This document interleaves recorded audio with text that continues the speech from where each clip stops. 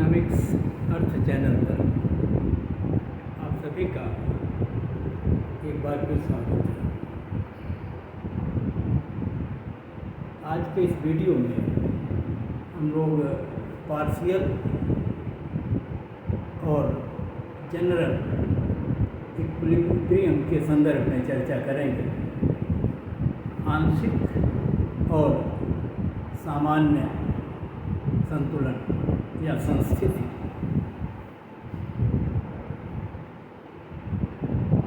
यहाँ हम ये जान लें कि अर्थशास्त्र में जब हम मैक्रो इकोनॉमिक्स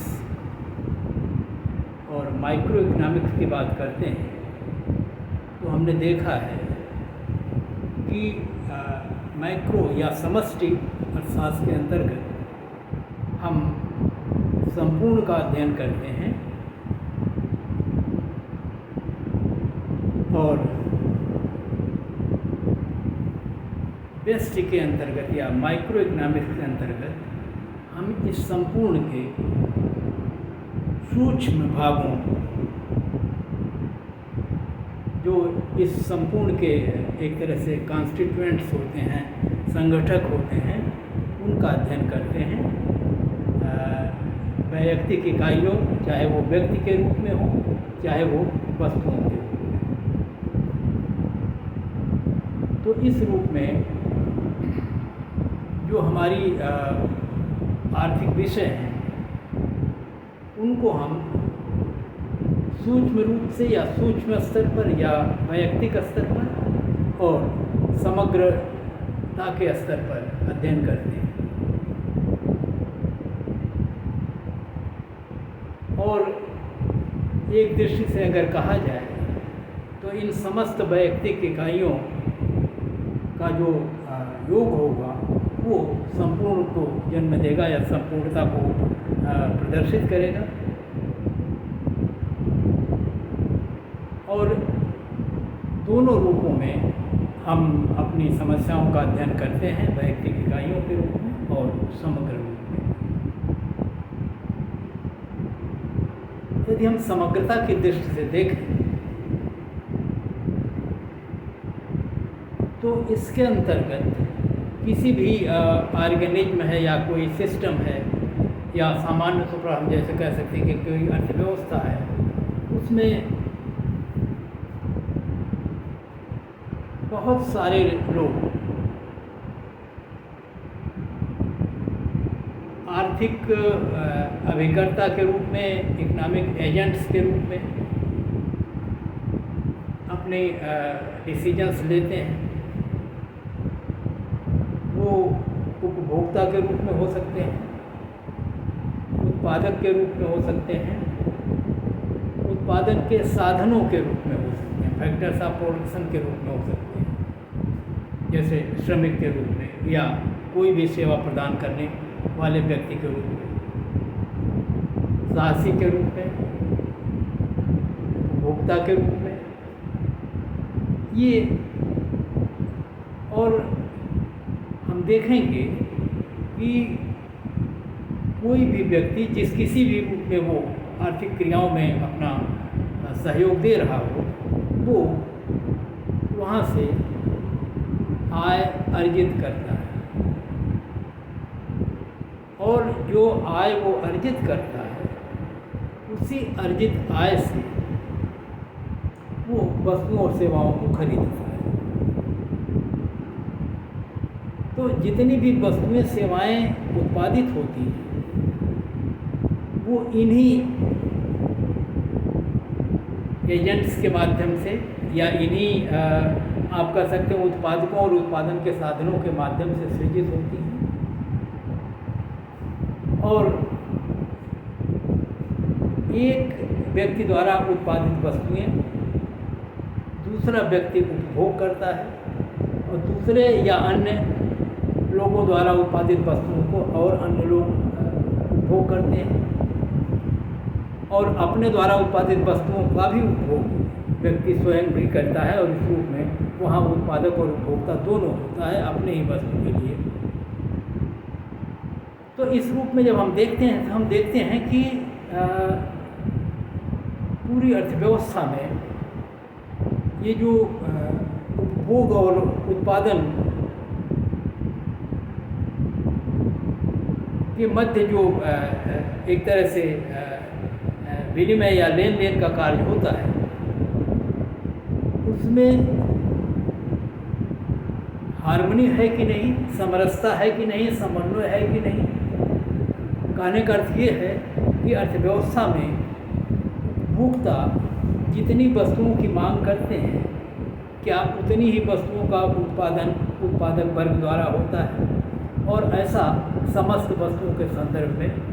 कहा जा सकता है। अब इसको हम समग्र रूप में जब देखते हैं तो अर्थव्यवस्था की सारी वस्तुओं को एक में जोड़ेंगे और कहेंगे कि इतने वस्तु सेवाओं की मांग हुई, इतनी वस्तुओं और सेवाओं का उत्पादन हुआ। और क्योंकि वस्तुओं सेवाओं की भौतिक इकाइयाँ जो हैं अलग अलग रूपों में होती, उन्हें जोड़ा नहीं जा सकता, इस नाते हम उनको मौद्रिक मूल्य के रूप में जोड़ते हैं और इस रूप में अर्थव्यवस्था की किसी भी समय अवधि में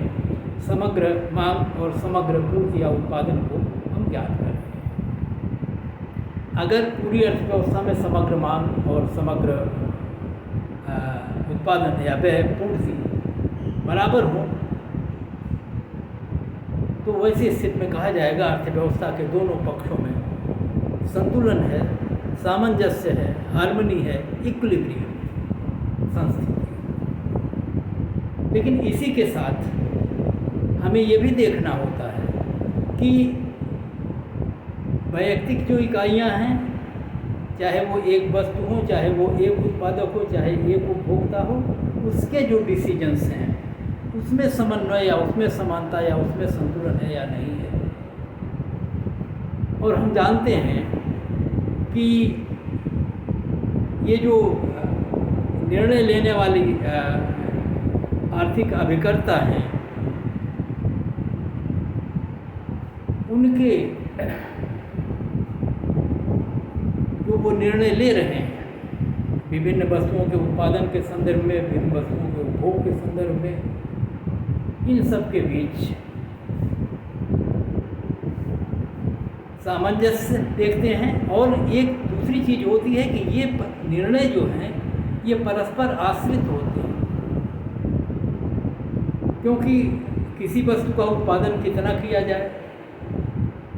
ये निर्भर करेगा कि उस वस्तु की मांग बाज़ार में कितनी है, उस वस्तु की मूल्य बाज़ार में कितना मिलेगा,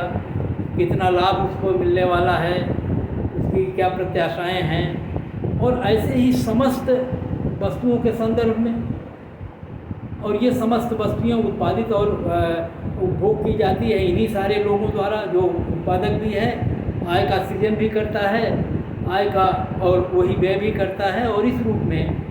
पूरी अर्थव्यवस्था की जब हम संस्थिति या संतुलन की बात करते हैं तो उसमें एक बात निकल के सामने आती है कि ये सभी निर्णय आपस में इंटरडिपेंडेंट होते हैं, इंटर रिलेटेड होते हैं, और कहीं भी कोई भी परिवर्तन या होता है या कोई किसी निर्णय में निर्णय दूसरे को प्रभावित करता है। और ऐसी स्थिति में जटिलताएं इतनी बढ़ जाती हैं कि संपूर्ण का अध्ययन करना बहुत कठिन हो जाता है, क्योंकि इतने इकोनॉमिक वेरिएबल्स हैं, इतने डिसीजन मेकिंग जो है इकोनॉमिक एजेंट्स हैं, उन सब के बीच एक साथ समन्वय हो पाना या उसका अध्ययन कर पाना ये कठिन हो जाता है। तो इसी दृष्टि से इक्विलिब्रियम को दो भागों में हम लोग बांट के चल रहे हैं, और जो मूल रूप है अर्थशास्त्र का वो वास्तव में पार्शियल इक्विलिब्रियम से संबंधित है, आंशिक संस्थिति से। और आंशिक संस्थिति की अवधारणा का मुख्य जो श्रेय जाता है वो प्रोफेसर मार्शल को जाता है, और यहाँ पर उन्होंने इस जो विभिन्न चरों, विभिन्न वस्तुओं और इनके मध्य जो पूरी अर्थव्यवस्था में आपस में जो इंटरडिपेंडेंस है, जो एक दूसरे पर अन्योन्याश्रितता है, पारस्परिक निर्भरता है, उनका अध्ययन कर पाना थोड़ा बहुत ही जटिल है और बहुत ही कठिन है। इसलिए मार्शल ने जो अध्ययन की विधि अपनाई वो ये थी कि अन्य सारी चीज़ों को आप ज्यों का त्यों छोड़ दें, मान लें कि वहाँ कुछ नहीं हो रहा है, और केवल दो चरों इकोनॉमिक वेरिएबल से मध्य संबंध निकालें। और ऐसा कर पाना आसान होगा, और ऐसे करके किसी भी विषय के संदर्भ में या किसी भी समस्या के संदर्भ में निष्कर्ष निकाले जा सकते हैं। और वैसी स्थिति में ये माना गया कि एक कैटरिस पारिबस एक कहावत है लैटिन में, और जिसका ये अर्थ होता है कि यदि अन्य बातें ज्यों की त्यों बनी रहें, यथावत रहें, तब अगर ऐसा हो तो इस पर इसका क्या प्रभाव पड़ेगा। जैसे हम अगर अध्ययन ही करने चाहें मार्शल के मांग के नियम का, तो मांग के नियम में हम देखते हैं कि हम जानते हैं कि किसी एक वस्तु के मांग को जो निर्धारित करने वाले तत्व हैं वो बहुत सारे तत्व हैं। और प्रमुख तत्वों की चर्चा करें तो हम कह सकते हैं उस वस्तु का मूल्य, उस वस्तु के जो सब्स्टिट्यूट गुड्स हैं या स्थानापन्न वस्तुएं हैं उनके मूल्य, उपभोक्ता या की जो आय है वो घटती बढ़ती है क्या, या उपभोक्ताओं के रुचियों में, फैशन में, उनकी प्रेफरेंसेज या अधिमानताओं में किसी तरह का कोई परिवर्तन हो रहा हो। तो ये कुछ बातें जो आपके समक्ष रखी जा रही हैं। इस तरह से अन्य बहुत सारे तत्व हैं जो मांग को प्रभावित करते हैं। कई तत्व ऐसे हैं जो मेजरेबल हैं, कई ऐसे हैं जिनको माप या नहीं की जा सकती, लेकिन वो प्रभावित करते हैं। और ये भी है कि कुछ तत्व ज़्यादा प्रभावित करते हैं, कुछ कम प्रभावित करते हैं। इन सारों तत्वों का अध्ययन एक साथ हम देखना चाहें अगर मांग पर, तो बहुत कठिन कार्य है और दिक्कतें होती हैं और सही निष्कर्ष निकाल पाना कठिन होता है। इसलिए सुगमता की दृष्टि से मार्शल ने जो विधि अपनाई उसमें उन्होंने ये कहा कि हम केवल वस्तु के मूल्य का प्रभाव उसकी मांग पर देखें, वस्तु के मूल्य के परिवर्तन का प्रभाव उसके उत्पादन या पूर्ति पर देखें, और ये मान लें कि अन्य बातें ज्यों की त्यों हैं, अर्थात वहाँ कोई परिवर्तन नहीं हो रहा है। क्योंकि अगर वहाँ परिवर्तन हो रहा होगा तो वो भी इसको प्रभावित करेगा, और इन विभिन्न प्रभावों को अलग अलग कर पाना कठिन है। और इसलिए जो निर्णय निकलेंगे वो एक्यूरेसी या सत्यता के नज़दीक नहीं होंगे, या ये अध्ययन दुर्लभ या कठिन हो जाएगा। तो एक तरह से हम ये कहें कि अर्थव्यवस्था के अन्य सारे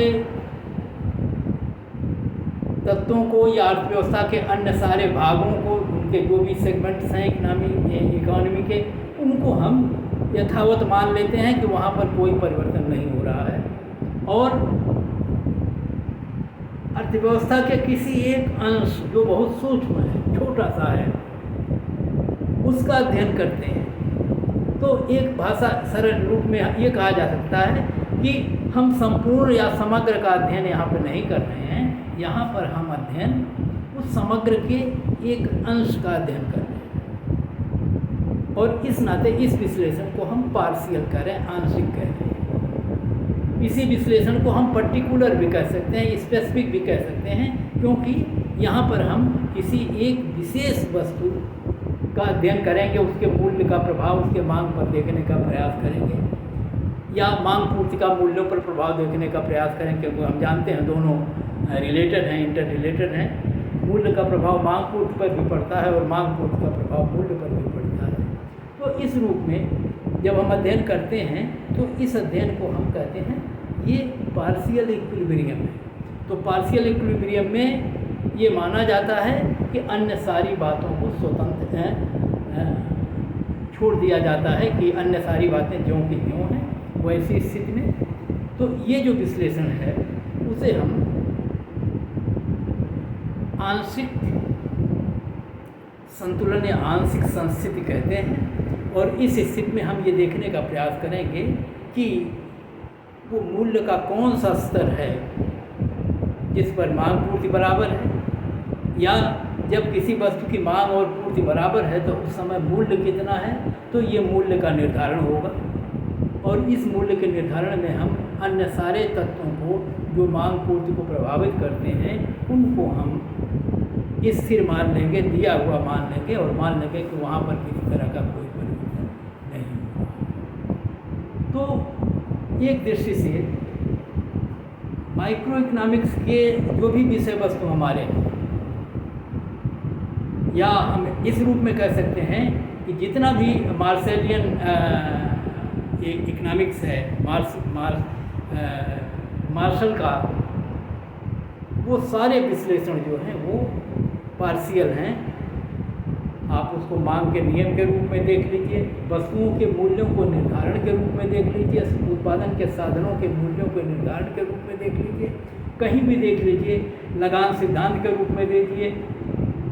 मजदूरी सिद्धांत के रूप में दीजिए। सब जगह हम कुछ मान्यताओं को मान के चलते हैं कि बाज़ार में पूर्ण प्रतियोगिता है इस तरह से, और पूर्ण प्रतियोगिता जब कहते हैं तो ढेर सारी पूर्ण प्रतियोगिता की सारी विशेषताएं वहाँ हम सम्मिलित कर लेते हैं। तो साधनों में स्वतंत्र क्रियाशीलन है, सब इस तरह की स्थितियाँ हैं। तो पार्शियल इकोनॉमिक्स या पार्शियल जो इक्विलिब्रियम है उसमें हम इस तरह के मान के चलते हैं, और वहाँ एक तरह से मान के चलते हैं कि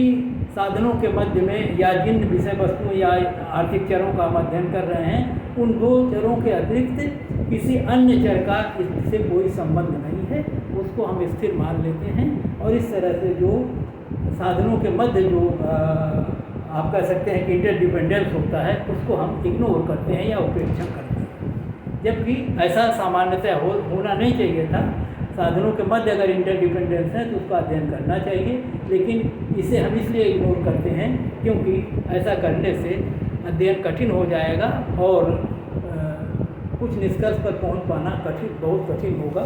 तो इस दृष्टि से जो भी विश्लेषण मार्शल ने अपनाया था वो पार्शियल इक्विलिब्रियम से संबंधित है, और वो आंशिक विश्लेषण है एक तरह से। तो इस तरह से जबकि अर्थव्यवस्था में विभिन्न बाजारों के बीच में आपस में परस्पर आश्रितता होती है, वस्तु बाजार और साधन बाजार के मध्य जो है निर्भरताएं होती हैं, उन निर्भरताओं को हम यहाँ इग्नोर करते हैं और हम इसको पार्शियल या आप कह सकते हैं कि आंशिक संतुलन में पढ़ने का प्रयास करते हैं, जहाँ पर हम अन्य सभी बातों को स्थिर मानकर इन्हीं दो चरों के मध्य आपस में उनके संबंधों का अध्ययन करते हैं। और इस प्रकार से जब दो जो विपरीत शक्तियाँ होती हैं उनके बीच किस स्थिति में सामंजस्य स्थापित हो जाता है, जैसे हम ये कहें कि अगर मजदूरी का निर्धारण है तो जिस मजदूरी पर श्रम की मांग और श्रम की पूर्ति बराबर हो जाएगी वो मजदूरी दर निर्धारित हो जाएगी। और यहाँ जो हम ऐसा करते हैं तो हम ये मान के चलते हैं तो मजदूरी को निर्धारित करने वाले अन्य जो सारे तत्व हैं मांग और पूर्ति के अलावा उन सब को यहाँ पर हम इग्नोर कर देते हैं। तो इस तरह से जहाँ कहीं भी हम करते हैं, चाहे वस्तुओं के मूल्यों का निर्धारण करते हों, चाहे ये मांग के नियम की व्याख्या करते हों, तो फैक्टर मार्केट्स में या चाहे प्रोडक्ट मार्केट में जहाँ कहीं भी मूल्य के निर्धारण हैं, ये सारे निर्धारण जहाँ कहीं भी हम अन्य बातों को समान मान के अध्ययन करते हैं वहाँ हम इसको कहते हैं कि ये जो है पार्शियल इक्विलिब्रियम है, आंशिक संतुलन संबंधी अध्ययन। अगर आप लगान के संदर्भ के बारे में रिकार्डो के लगान के सिद्धांत की चर्चा करें या ह्रासमान उत्पादकता का जो नियम है उसके संदर्भ में चर्चा करें तो आप कहते हैं कि यदि अन्य बातें समान रहें तो जैसे जैसे हम उत्पादन भूमि पर श्रमिकों की मात्रा को बढ़ाए जाएंगे वैसे वैसे ये उत्पादकता पहले बढ़ती हुई घटती हुई मिलेगी। तो ये जहाँ कहीं भी अन्य बातें समान रखी जाएंगी ये सारे विश्लेषण जो हैं ये आंशिक होंगे, क्योंकि यहाँ पर हम जो विभिन्न चरों के मध्य जो पारस्परिक संबंध होती हैं उन्हें हम छोड़ देते हैं और ये मान के अध्ययन करते हैं कि अन्य बातों में कोई परिवर्तन नहीं। एक अर्थशास्त्री हैं लियोन वालरस, फ्रांसीसी अर्थशास्त्री हैं, जिन्होंने मैथमेटिशियन हैं भी वो, और जिन्होंने सबसे पहले इधर ध्यान दिलाया और ये कहा कि विभिन्न बाज़ारों के मध्य, विभिन्न उत्पादन के साधनों के मध्य, विभिन्न वस्तुओं के मध्य इंटरडिपेंडेंस होता है, तो उनको इग्नोर करके अध्ययन नहीं किया जाना चाहिए और हमें ये प्रयास करना चाहिए कि हम इन सारे तत्वों का जो आपस में परस्पर संबंधित हैं उनका अध्ययन करें। तो जब हम ऐसा करेंगे तो उनके कहने का अर्थ था कि पूरी अर्थव्यवस्था में संस्थिति कैसे निर्धारित हो, अर्थात समग्र अर्थव्यवस्था में समग्र मांग और समग्र पूर्ति का संतुलन भी हो, और वैयक्तिक इकाइयों के संदर्भ में जब हम वस्तुओं को देखें तो वस्तुओं की मांग पूर्ति भी संतुलित हो किसी मूल्य पर, और इस प्रकार से सारे वस्तुएं का मूल्य जो है निर्धारित हो और वो निर्धारित मूल्य संतुलन मूल्य हो जिसमें समस्त वस्तुओं की मांग और पूर्ति बराबर हो, समस्त साधनों की मांग पूर्ति उनके साधन के मूल्यों पर बराबर हो। तो जब जितनी वस्तुओं की बाज़ार में मांग हो उतनी ही वस्तुओं के बाज़ार में उत्पादन हो, जितने साधनों की मांग हो उतनी ही साधनों की पूर्ति भी हो किसी निश्चित साधनों के मूल्य पर। तो वैसी स्थिति में अगर सब जगह संतुलन एक साथ निर्धारित हो तो ऐसे संतुलन को हम कहते हैं ये सामान्य संतुलन है, ये जनरल इक्विलिब्रियम है। और इस रूप में जो जनरल इक्विलिब्रियम है या जो सामान्य संतुलन है वो इस बात को स्वीकार करता है या इस वास्तविकता को ध्यान में रखता है कि अर्थव्यवस्था के विभिन्न आर्थिक चर, विभिन्न आर्थिक जो एजेंट्स हैं, उत्पादक के रूप में, उपभोक्ता के रूप में, उत्पादन के साधन के रूप में, उनके जो निर्णय हैं वो और समस्त वस्तुओं और समस्त साधनों के जो मूल्य हैं, ये सब को जो निर्धारित या प्रभावित करने वाली जो दो शक्तियाँ होती हैं मांग पूर्ति की, उन सब में एक साथ सामंजस्य हो जाए तब कहा जाएगा कि अर्थव्यवस्था में हर क्षेत्र में संतुलन है और ये संतुलन एक ही साथ सर्वत्र है। और अगर ऐसा हो जाए तो इस संतुलन को हम कहेंगे ये सामान्य संतुलन है, ये जनरल इक्विलिब्रियम है। ये काम बहुत दुष्कर है क्योंकि ये कार्य बहुत ही उच्च स्तरीय गणित का उपयोग करके ही निकाला जा सकता है, जिसको हम लोग इकोनॉमेट्रिक्स कहते हैं, अर्थमिति। बहुत उच्च स्तर का इसमें जो कंप्यूटर से संबंधित कार्य होंगे वो होंगे, और विभिन्न चरों के बीच में जो संबंध हैं उनके संबंध में जो अध्ययन होगा, जिसको हम आर्थिक समस्याओं का अध्ययन कर रहे हैं, आर्थिक चरों के बीच में जो फंक्शनल रिलेशन है, उनको आर्थिक सिद्धांतों के आधार पर, उनको अनुभवजन्य या अनुभविक अध्ययनों या अनुभविक आंकड़ों के आधार पर, और उनके बीच में जो कोरिलेशन है उनको निकालना। और कोरिलेशन जब हम निकालते हैं तो उनको विशेष इक्वेशंस के माध्यम से हम उनको देखने का प्रयास करते हैं, और जो इक्वेशंस हम निकालेंगे हजारों लाखों इक्वेशंस में कोई एक या दो ऐसी होंगी जो वास्तविकता के नज़दीक पहुँचेंगी या बेस्ट फिट होती हैं, सबसे बेहतर होंगी। तो ये अध्ययन इतना जटिल है कि पहले तो समस्त चरों के संदर्भ में एक समयावधि में सबके आंकड़े इकट्ठा करना, उनके बीच में थ्योरेटिकल स्तर पर कार्य कारण संबंधों को समझना, फिर उनके समीकरणों के रूप में उनको अभिव्यक्त करना, और फिर उनके हल निकालना, और हल निकाल के ऐसी स्थिति में पहुंचना जिसमें समस्त वस्तुओं, समस्त उत्पादन के साधनों के मूल्य जो हैं वो ऐसे हों जिन पर उनकी मांग और पूर्ति पूरी अर्थव्यवस्था में सभी क्षेत्रों में बराबर। तो ऐसा कार्य जो है बहुत दुष्कर है, लेकिन सैद्धांतिक तौर पर जो सामान्य संतुलन का अर्थ है, हम वो बताने का प्रयास कर रहे हैं। और यदि हम संपूर्ण रूप में एक एक इकाई, एक एक वस्तु, एक एक उत्पादन के साधन, उनके मूल्य और हर एक डिसीजन को एक साथ संतुलन में न पढ़ पाएंगे और न ला पाएंगे, तो वैसी स्थिति में भी एक सीमा के भीतर, जिसमें हम कह सकते हैं कि थोड़े से चर होंगे या उन चरों को हम सम्मिलित करेंगे जो जिनके जो फलनात्मक संबंधों के माध्यम से जो प्रभाव पड़ते हैं वो बहुत अधिक होंगे, तो उन सीमित चरों या सीमित दशाओं में हम इस माइक्रो इकोनॉमिक्स या माइक्रो इक्विलिब्रियम का अध्ययन कर पाएंगे। और सामान्य तौर पर जब हम आर्थिक विकास या ग्रोथ या समृद्धि की बात करते हैं, जब हम ट्रेड साइकिल की बात करते हैं, व्यापार चक्रों की बात करते हैं जो अर्थव्यवस्था के संपूर्ण अर्थव्यवस्था के विभिन्न चरों से संबंधित होते हैं, और जब हम महंगाई की बात करते हैं, इन्फ्लेशन की बात करते हैं, जब हम बेरोजगारी की बात करते हैं, तो ये ऐसी समस्याएं हैं जो राष्ट्रीय स्तर पर हैं और इनको प्रभावित करने वाले जो तत्व हैं, बहुत सारे तत्व हैं, उनमें जो बड़े बड़े तत्व हैं उनको सम्मिलित करके उनके प्रभावों का अध्ययन किया जा सकता है और संस्थिति के अध्ययन किए जा सकते हैं, जिनको हम जनरल इक्विलिब्रियम का रूप दे सकते हैं। तो इस दृष्टि से हम ये बताने का प्रयास कर रहे थे आपको कि जो जनरल इक्विलिब्रियम है वो करता क्या है, वो ये बताता है कि जो विभिन्न बाज़ारों या विभिन्न वस्तुओं या विभिन्न उत्पादन के साधनों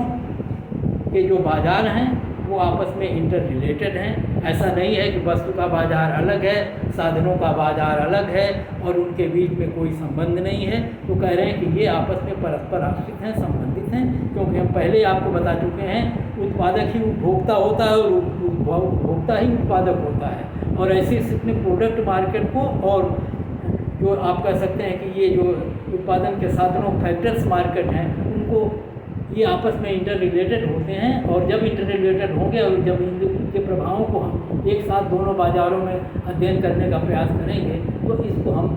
जनरल इक्विलिब्रियम के माध्यम से ही पढ़ सकते हैं। तो इसलिए ऐसा करना हमारे ज़रूरी है कि सारे बाज़ारों में एक साथ हम इक्विलिब्रियम निर्धारित करने का प्रयास करें, और ये अध्ययन जो है ये जनरल इक्विलिब्रियम के अंतर्गत ही किया जाता है। और इसी रूप में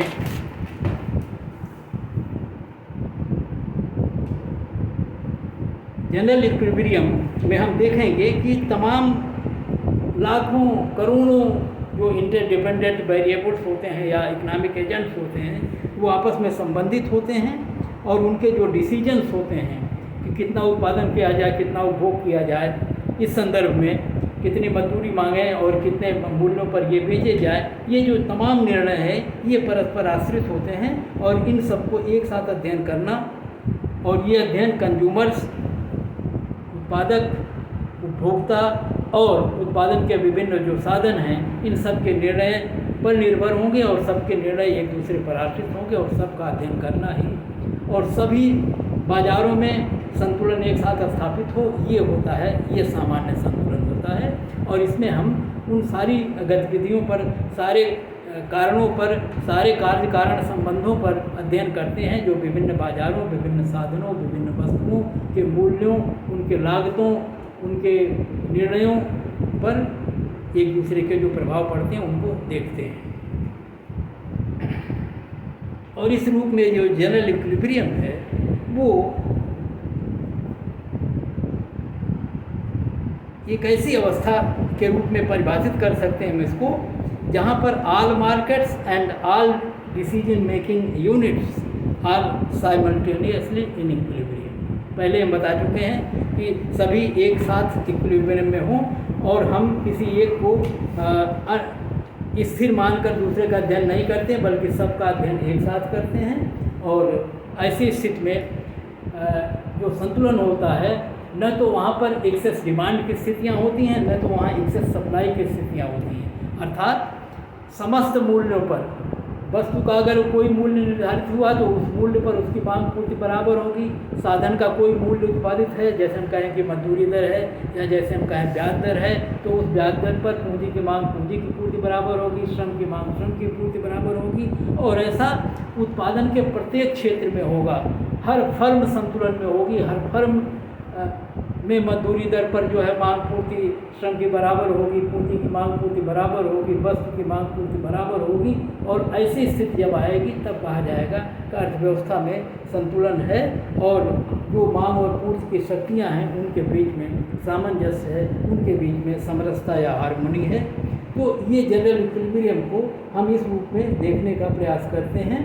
और यहाँ पर हम आपको एक सरलतम उदाहरण के माध्यम से जनरल इक्विलिब्रियम को समझाने का प्रयास करते हैं। यहाँ पर हम आपको ये दिखाने का प्रयास करें, मैं बता रहा हूँ कि राष्ट्रीय आय के निर्धारण का एक मॉडल है जिसको हम लोग ISLM मॉडल कहते हैं। हमारे इसी चैनल पर 3 वीडियो इस पर पड़े हुए हैं। IS प्रोडक्ट मार्केट है जिसमें IS वक्र की चर्चा है, मनी मार्केट है जिसमें LM वक्र की चर्चा है, और दोनों बाज़ारों में एक साथ संतुलन स्थापित किया गया है। और वो तीसरे में है जिसमें ये कहा गया है कि equilibrium in product and money market, और वो जनरल इक्विलिब्रियम का एक रूप होता है। अर्थात पूरी अर्थव्यवस्था को हम 2 बड़े भागों में विभाजित कर रहे हैं। एक बाज़ार को हम कह रहे हैं ये मुद्रा का बाज़ार है, एक बाज़ार को हम कह रहे हैं ये वस्तु का बाज़ार है। और वस्तु के बाज़ार में और मुद्रा के बाज़ार में दोनों में एक साथ संतुलन स्थापित करेंगे, और दोनों में जो संतुलन स्थापित होगा वो जो चीज़ निर्धारित होगी वो एक ही होगी, और ये है ब्याज दर और आय। और यहाँ हम आपको बता दें कि ब्याज दर जो है वो कुल व्यय को, निवेश को, कुल बचत को प्रभावित करती है। और इसके विपरीत ब्याज दर बचत से निर्धारित होती है, निवेश से निर्धारित होती है, व्यय से निर्धारित होती है, अर्थात दोनों एक दूसरे से इंटर रिलेटेड है। इसी तरह से ब्याज दरें आय से निर्धारित होती हैं, और आय ब्याज दर पर भी निर्भर करती है, क्योंकि ब्याज दर के कम होने पर निवेश बढ़ता है, निवेश बढ़ता है तो आय बढ़ती है। तो यहाँ हम आपको दिखाने का प्रयास कर रहे हैं कि ब्याज दर आय पर निर्भर है, आय ब्याज दर पर निर्भर है, ब्याज दर निवेश पर निर्भर है, निवेश ब्याज दर पर निर्भर है, आय पर हमारा कुल मांग निर्भर है, निवेश पर हमारा कुल उत्पादन निर्भर है। कुल मिला के यहाँ जो हमारे कहने का अर्थ है कि ये जो विभिन्न तत्व हैं ब्याज दर उत्पादन को, ये उसको, ये सब प्रभावित करते हैं। और अब इन सब जो अन्योन्याश्रितता है उन सब को अगर एक साथ हम दिखाने का प्रयास करें और एक साथ दोनों बाज़ारों में संतुलन स्थापित कर लें तो कहा जाएगा ये जनरल इक्विलिब्रियम का उदाहरण है। तो संक्षेप में यहाँ केवल आपको प्रसंगवश हम केवल एक चित्र बना रहे हैं और इतने से यहाँ आपका काम चल जाएगा। डिटेल में पढ़ने के लिए आप वहाँ के पीछे इसी मेरे चैनल पर वस्तु बाजार का संतुलन, मुद्रा बाजार में संतुलन और मुद्रा बाजार और वस्तु बाजार दोनों संतुलन का विस्तार से अध्ययन है, वो आप वहाँ से पढ़ेंगे। यहाँ पर देखिए ये चित्र बनाया गया है, y अक्ष पर ब्याज की दर दिखाई गई है और x अक्ष पर जो है आय और उत्पादन दिखाया गया है। दोनों एक ही होते हैं मौद्रिक टर्म में। ये वक्र IS वक्र है जो ऊपर से नीचे गिरता हुआ है। I का मतलब इन्वेस्टमेंट होता है, S का मतलब सेविंग होता है। तो ये बचत निवेश का एक वक्र है। और इसी तरह से एक वक्र है LM वक्र, इसको कहते हैं। L का मतलब होता है लिक्विडिटी प्रेफरेंस और M का मतलब होता है क्वांटिटी ऑफ मनी। तो एक तरह से ये मुद्रा की मांग है और ये तरलता की मांग है जिसको हम मुद्रा की मांग कहेंगे, और ये मुद्रा की पूर्ति है। तो इस वक्र को मुद्रा की मांग और मुद्रा की पूर्ति को ये प्रदर्शित करते हैं। यहाँ पर जो उसका सरलतम रूप हम आपको ये बता रहे हैं कि IS वक्र एक ऐसा वक्र होता है जिसके प्रत्येक बिंदु पर बचत और निवेश बराबर होता है। समग्र बचत समग्र निवेश पूरी अर्थव्यवस्था का। और जब बचत और निवेश बराबर होते हैं तो आप सभी जानते हैं कि समग्र आय और समग्र व्यय भी बराबर होते हैं और अर्थव्यवस्था में संतुलन होता है। क्योंकि बचत और निवेश वास्तविक तत्व हैं, ये मौद्रिक नहीं है, इस नाते इसको वास्तविक बाजार कहा जाता है या इसको प्रोडक्ट मार्केट कहा जाता है। और प्रोडक्ट मार्केट में कुल आय और कुल व्यय जब बराबर होते हैं या बचत और निवेश जब बराबर होती हैं तो वो संतुलन में होती है। इसी तरह से एलन वक्र मुद्रा बाजार के संतुलन को दिखाता है और इस वक्र के प्रत्येक बिंदु पर मुद्रा की मात्रा और मुद्रा की मांग दोनों बराबर होती हैं और इसके प्रत्येक बिंदु पर मुद्रा बाजार में भी संतुलन होता है। और यदि ये दोनों वक्र एक साथ खींचे जाएं और यहाँ कोई संतुलन का बिंदु E हो जिस पर IS और LM दोनों बराबर हैं, इसका मतलब इस बिंदु पर आय का स्तर है OYE और ब्याज का स्तर है OIE। E का मतलब इक्विलिब्रियम से है, तो ये ब्याज दर है यहाँ से यहाँ तक, ये आय का स्तर है। आय के इस स्तर पर या ब्याज दर के इस स्तर पर IS और LM बराबर हैं। IS का मतलब होता है समग्र बचत और समग्र निवेश बराबर हैं। LM का मतलब वहाँ उस बिंदु पर होगा कि मुद्रा की मांग और मुद्रा की पूर्ति बराबर है। मुद्रा की मांग पूर्ति बराबर है तो मुद्रा बाजार में संतुलन है। बचत निवेश बराबर है तो वस्तु बाजार में संतुलन है। और इस स्थिति में दोनों बाजारों में एक साथ संतुलन है, क्योंकि पूरी अर्थव्यवस्था में को हमने दो बाजारों में विभाजित किया है और दोनों बाजार में एक साथ संतुलन स्थापित है। और इस संतुलन की स्थिति में ब्याज दर की राशि है OI और आय या कुल जो उत्पादन का स्तर है वो है YE। इसलिए जो ये आय का स्तर है और जो ब्याज की दर है ये दोनों एक साथ निर्धारित हो गई। तो इस बिंदु पर आय के एक निश्चित स्तर पर ब्याज का एक निश्चित स्तर है और इन दोनों ब्याज के और आय के इस निश्चित स्तर पर मुद्रा बाजार में भी संतुलन है, वस्तु बाजार में भी संतुलन है और पूरी अर्थव्यवस्था में एक साथ संतुलन है। इस नाते इसे हम सामान्य संतुलन के एक उदाहरण के रूप में चित्रित करके प्रदर्शित कर सकते हैं और इस चित्र को यहाँ उसी संदर्भ में हमने उपयोग किया। तो आज का वीडियो यही समाप्त करते हैं और यहाँ पर हम ये ध्यान दिला दें कि जब ये संतुलन स्थापित होते हैं मुद्रा बाजार या वस्तु बाजार या पार्शियल इक्विलिब्रियम या तो जितने भी इकोनॉमिक एजेंट्स होते हैं वो सब अपने लक्ष्य को अधिकतम करते हैं। उत्पादक अपने उत्पादन को अधिकतम उपभोग को संतुष्ट को मैक्सिमाइज करता है और होती है और उत्पादक अपने लाभ को अधिकतम करता है, उत्पादन को अधिकतम करता है। और संस्थिति की स्थिति में अगर माइक्रो इक्विलिब्रियम है और अगर ये संतुलन है सामान्य तो सब संस्थिति में होंगे और सब अपने अपने लक्ष्य को अधिकतम कर रहे होंगे और इसे हम कह सकते हैं कि ये